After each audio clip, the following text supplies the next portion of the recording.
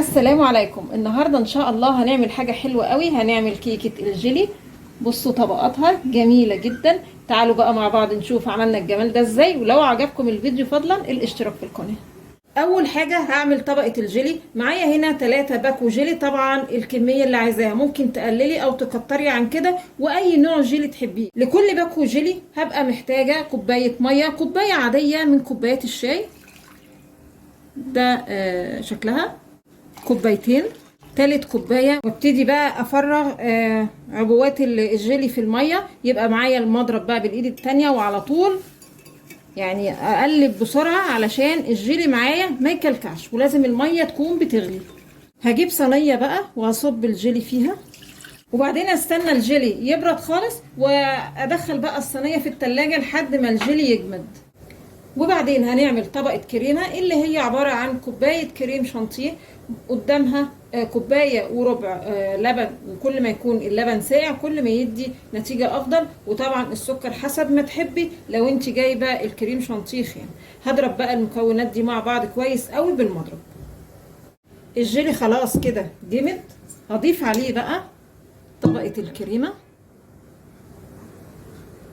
هسوي الكريمة على سطح الصينية كلها، وبعدين هرد الصينية للتلاجة مرة تانية. هنيجي للطبقة التالتة بقى. هنعمل كيكة الزبادي العادية. معايا هنا 3 بيضات، باكو فانيليا، كوباية سكر، كوباية زبادي، نص كوباية زيت، معلقة صغيرة خل أبيض.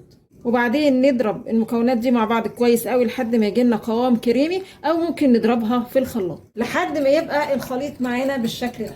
اجيب بقى بولة تانية اجمع فيها المواد الجافة. كوبايتين دقيق، الكوباية التانية كيس بيكنج باودر، حاجة بسيطة كده ملح، واقلب بقى ده كله مع بعضه. وبعدين اجيب البولة الاولانية وانزل كده بالدقيق واحدة واحدة، اقلب كويس قوي.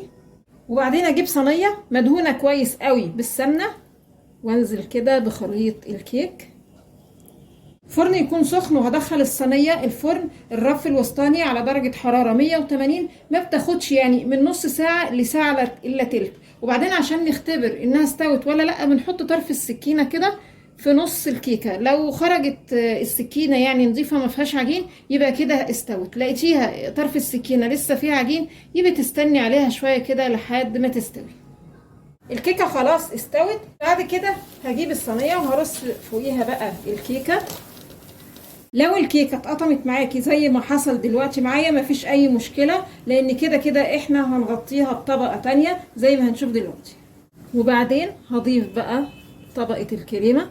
طبعا الكريم شانتيه ده هو نفس الكريمه اللي حطيناها في الاول، بس زودت نقطتين لون احمر.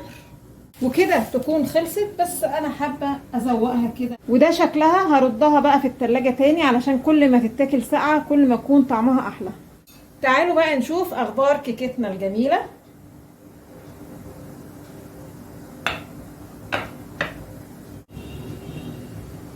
بصوا الكيكه دايبه كده في الكريمه، وده شكلها. عايزه اقول لكم بجد طعمها وشكلها تحفه، يعني كل حاجه فيها حلوه. ايوه بصوا ما بتاخدش عزم حتى وانا بقطعها. بصوا وغرقانه بقى في الكريمه والجيلي. يا رب النهارده كيكه الجيلي والكريمه تكون عجبتكم، وانتظرونا ان شاء الله بفيديو جديد.